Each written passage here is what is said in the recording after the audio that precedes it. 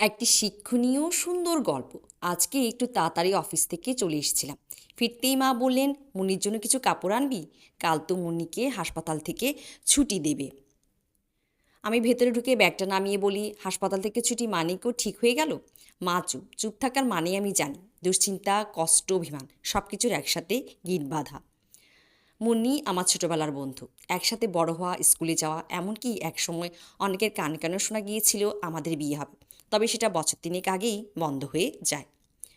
মুনির বাবা মারা যাওয়ার পর তার মামারা একরকম জোর করে ওর বিয়ে দিয়ে দেয় এক প্রবাসী ছেলের সঙ্গে। ছেলেটি সৌদিতে কাজ করে, 3 মাস দেশে ছিল, এরপর যে যার জীবন। 3 মাস আগে মুন্নি আবার শহরে ফিরে, মায়ের হাত ধরে, চোখে মুখে নিস্তেজতা। জানতে পারি শ্বশুরবাড়ির অত্যাচার আর শারীরিক নির্যাতন ওর শরীর মন দুটোই ভেঙে পড়েছে। শরীরে দগদগে দাগ, মুখে অদ্ভুত নিস্তব্ধতা। মুনির মা তখন একাই ছুটে বেড়াচ্ছেন মেয়ে চিকিৎসার জন্য। মাঝে একদিন আমার অফিসে এসে বলেছিলেন, আমার মেয়েটাকে আরেকবার একটু সাহায্য করবি রাব্বি। হাসপাতালে বেরিয়ে শুয়ে মুন্নি চোখ বন্ধ করে রেখেছে। আমি গিয়ে দাঁড়ালে একটু পরে চোখ মেলে তাকায়, হাসে না। আমি বলি, দুষ্টু মেয়েগুলো সাধারণত এমন করে না, তুই কবে থেকে এত শান্ত হলি? মুন্নি বলে না কিছুই। আমি ওর হাতে একটা চিঠি দিই, বলি ওর মা দিয়েছেন। চিঠিটা পড়ে মুন্নি চোখ বুজে ফেলে। মুন্নি চিঠি পড়তে শুরু করে, তুই আবার নতুন করে শুরু কর।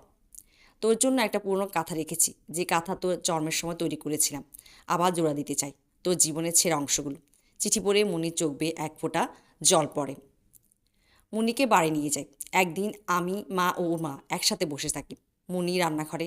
হঠাৎ দেখি ভাতের হাঁড়ি থেকে ধোঁয়া উঠছে, তবে গন্ধটা অন্যরকম, শীতল শান্তির মতো। মুনির মা বলেন, বুঝলে রাব্বি, বাচ্চাদের বাবা না থাকলেও মায়েরা ভেঙে পড়ে না, কিন্তু বাচ্চাদের জীবন ভাঙা দেখে মায়েরা টিকতে পারে না। আমার মা চুপচাপ বলে, ও যদি তোর বউ হতো, তুই পারতি এই মেয়ে সামলাতে? আমি কিছু বলি না।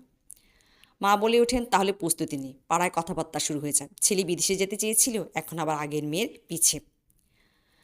আমার কাকা বলে, লোকে কি অভাব পড়েছে যে আমার ভাতিজাকে ভাঙ্গা সংসারে মেয়ে বিয়ে করতে হবে? আমি কারো কথায় কান দিই না। মুন্নিকে আবার ফিরিয়ে আনতে চাই, কিন্তু এবার হোক তা মুনির ইচ্ছেতে। মুনির মা আমাকে ডেকে বলেন, একদিন শুধু চুপচাপ বসে দেখেছিলি, এবার ওর পাশে আশা করি দাঁড়াবে। আমি হাঁ বলি। আমাদের বিয়েটা হয় খুব ছোট আয়োজনে। মা বলেন, যে কাঁথাটা ছিল ওটার সেলাই আমি নিজে দিয়েছি। বিয়ের রাতে আমি দেখি মুনি নতুন কাঁথাটা আমার পাশেই বিছায়। আমি জিজ্ঞেস করি, তুই কি আমাকে ভালোবাসিস? মুনি বলে, ভালোবাসি, তবে এখন সেটা শুধু ভালো লাগে না, এটা একটা বেঁচে থাকা। 2 মাস পর আমি চাকরি দিয়ে দিয়েছি, একটা এনজিওতে কাজ নিই, যেখানে নির্যাতিত মেয়েদের জন্য কাজ করি। মুনি এখন সেখানে ওয়ার্কশপ করে, মেয়েদের শেখায় নিজেকে ভালোবাসা কীভাবে শেখা যায়।